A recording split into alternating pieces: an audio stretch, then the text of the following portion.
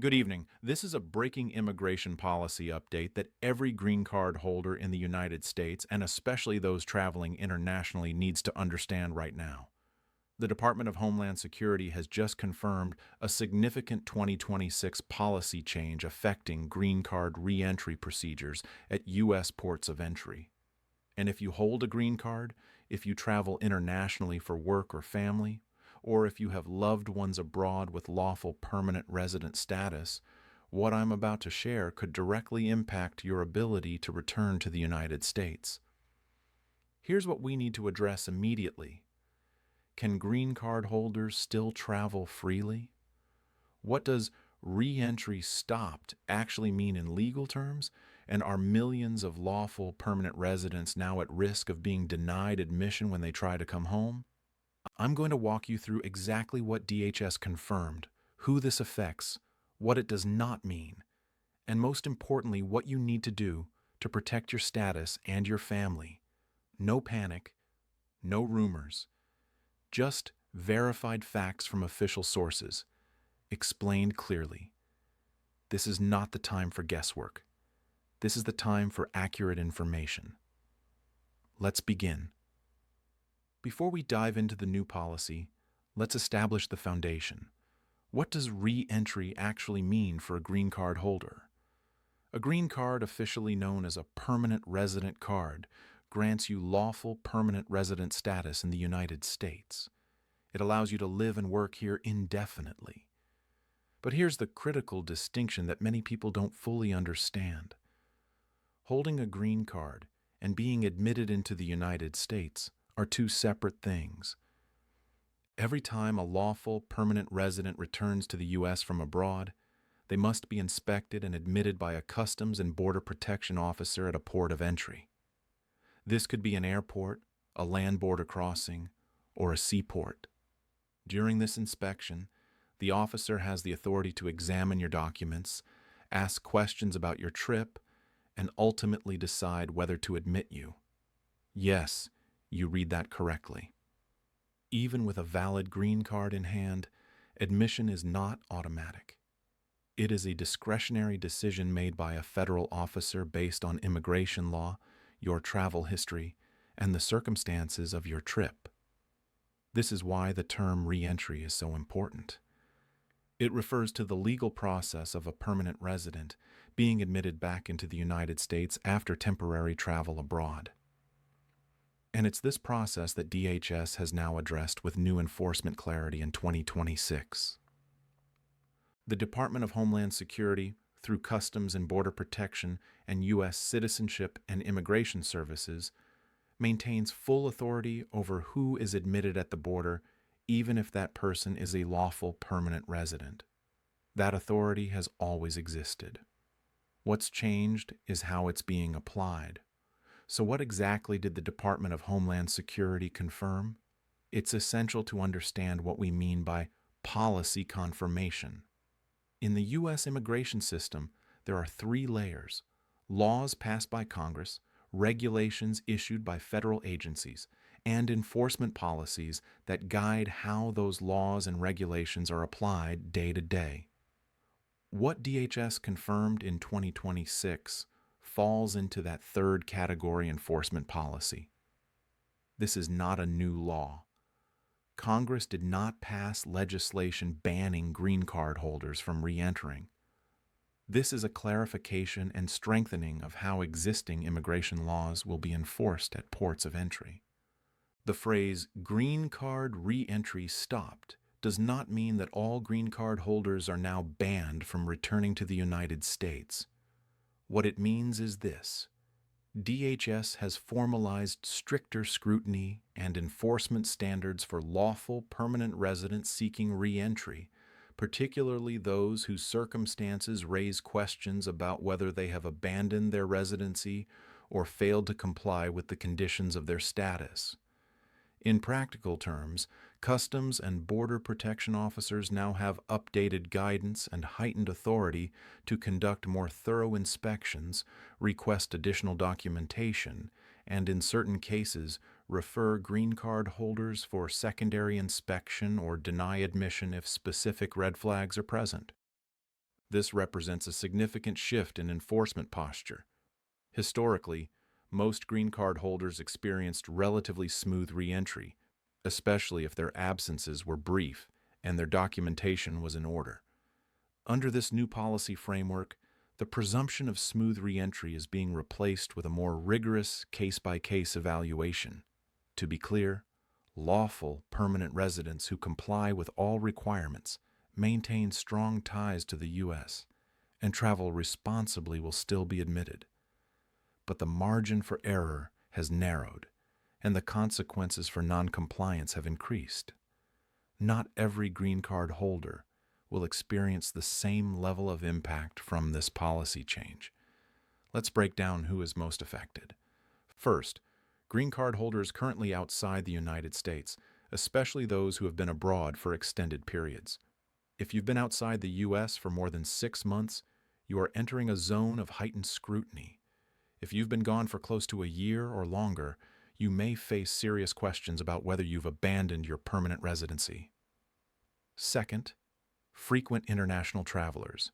If your job requires constant cross-border travel, or if you split time between the U.S. and another country, CBP may begin to question whether the United States is truly your permanent home.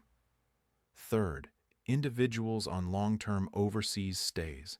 This includes people caring for sick relatives abroad, working on extended international assignments, or maintaining property or businesses in their country of origin. These situations, while often legitimate, can create documentation challenges under the new policy. Fourth, conditional green card holders. Those who received their green cards through marriage or investment and are still within the 2-year conditional period.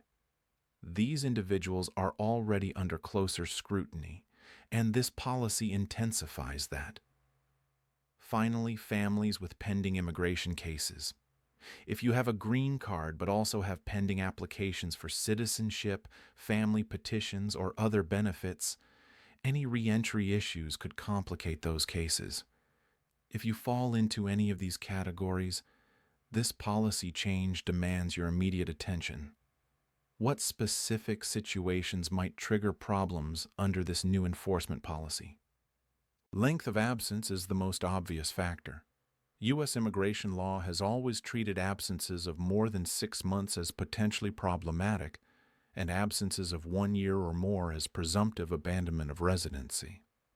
Under the new policy, CBP officers are instructed to scrutinize even shorter trips if there's a pattern of extended or frequent international travel. Documentation issues are another major trigger.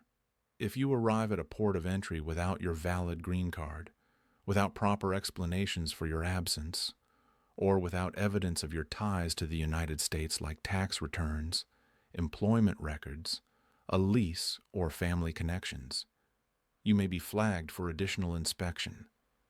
Questions about your status can also arise. If during the CBP interview you provide inconsistent answers, if you admit to living primarily abroad, or if you reveal that you've taken up residence in another country, the officer may conclude that you've abandoned your permanent resident status. And here's the part that many people don't realize. The decision to admit or deny is discretionary. Even if you haven't violated any specific rule, a CBP officer who believes you are not maintaining genuine permanent residence in the U.S. has the authority to refer you for removal proceedings. This discretionary authority has always existed, but it is now being exercised more frequently and more aggressively. Let's pause and address the flood of misinformation circulating online. This policy does not mean that all green card holders are banned from re-entering the United States. That is false. Lawful permanent residents who are in compliance with the terms of their status will continue to be admitted. This policy does not mean that green cards are being automatically revoked.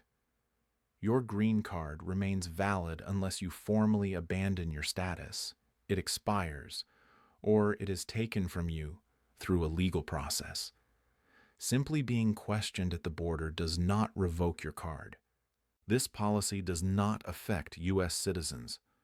If you are a naturalized or born U.S. citizen, you have an absolute right to enter the United States. This policy applies only to lawful permanent residents. And finally, the viral social media claims suggesting that DHS is trapping green card holders abroad, or that this is a mass deportation scheme, are exaggerated and, in most cases, false. What this is a stricter enforcement of long-standing rules that many people were not fully aware of or were not consistently applied. Fear sells clicks. Facts protect families. Stick with facts. Let's talk about the mistakes that are putting green card holders at risk, often without them realizing it. Mistake number 1: traveling internationally without understanding re-entry rules. Many green card holders assume that as long as they have the physical card, they can come and go freely. That assumption is dangerous. Mistake number 2: ignoring official notices or warnings. If USCIS or CBP has sent you a notice to appear, a request for evidence, or a warning letter, ignoring it will not make it go away. It will make your reentry far more complicated. Mistake number 3: relying on outdated advice. Immigration enforcement priorities change. What was true 5 years ago or even last year may not be true today. If you're basing your travel decisions on old forum posts or secondhand stories, you're taking a serious risk. Mistake number 4: assuming a green card guarantees entry. It does not. It never has. A green card is evidence of your status, but admission is always subject to inspection and officer discretion. These mistakes, under the new policy, can have immediate and serious consequences. So what should you do right now if you're a green card holder? First, stay informed through official sources. That means the DHS website, the USCIS website, and CBP's traveler information pages. Do not rely solely on social media, YouTube comments, or unverified news sources. Second, understand your travel responsibilities. If you plan to be outside the U.S. for more than 6 months, consider applying for a re-entry permit before you leave. This document allows you to stay abroad for up to 2 years without abandoning your status. It's a formal acknowledgement that you intend to return. Third, keep your documentation organized. Maintain copies of your tax returns, proof of U.S. residence, employment records, family ties, and any other evidence that demonstrates your permanent residence in the United States. Carry these with you when you travel. Fourth, know when to seek qualified legal guidance. If you have a complicated travel history, if you've been outside the U.S. for an extended period, or if you've received any warnings from immigration authorities, consult with a licensed immigration attorney before you attempt to re-enter. And fifth, prepare your family without creating fear. Have conversations. Make sure your loved ones know where your documents are, who your attorney is, and what to do if there's a problem at the border. Preparedness is not paranoia. It's responsibility. Why is DHS doing this? What's the rationale behind the policy change? From the government's perspective, this is about enforcement consistency. For years, immigration advocates and critics alike have pointed out that enforcement at ports of entry was uneven. Some green card holders with questionable ties to the U.S. were waved through, while others with strong ties faced intense questioning. DHS argues that this policy creates clearer standards. There's also a national security framing. The government maintains that ensuring lawful permanent residents are actually residing in the U.S. and not using their status as a passport of convenience is a matter of immigration integrity and security. Additionally, this fits into broader immigration enforcement strategy under the current administration. Tightening scrutiny on all categories of non-citizens, including green card holders, is consistent with the overall policy direction we've seen across visa adjudications, asylum processing, and border enforcement. Whether you agree with this rationale or not, Understanding the government's stated reasoning helps you navigate the system more effectively. What does this mean for the long term? This policy will likely change travel patterns among green card holders.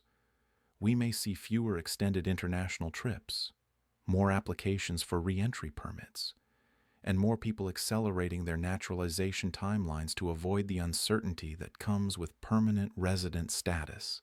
There is also the possibility of expansion.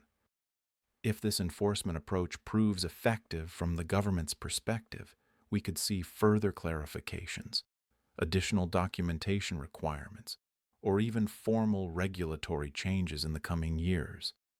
For green card holders, the realistic expectation is this: international travel is not off the table, but it now requires more planning, more documentation, and more caution. The days of assuming smooth re-entry are over. Let me be clear about something. If you are a lawful permanent resident who is living in the United States, maintaining your ties here, filing your taxes, and traveling responsibly, you are not in danger. You will continue to be admitted when you return from international trips.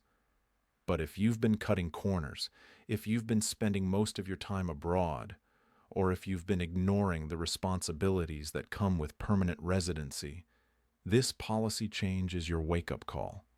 Knowledge is protection, preparation is power, and accuracy, real, verified, factual information, is what will keep you and your family safe in this new enforcement environment. Do not let fear drive your decisions. Do not let misinformation guide your actions. Stay informed, stay compliant, and if you need help, seek it from qualified professionals. If this video helped you understand what's really happening, do me a favor, hit that like button. Subscribe to this channel so you never miss critical immigration updates. And most importantly, share this video with every green card holder, every immigrant family, and every international traveler you know. They need facts, not fear. Not rumors. Facts. I'll be back with more updates as this policy develops. Until then, stay informed, stay prepared, and stay safe. Thank you for watching.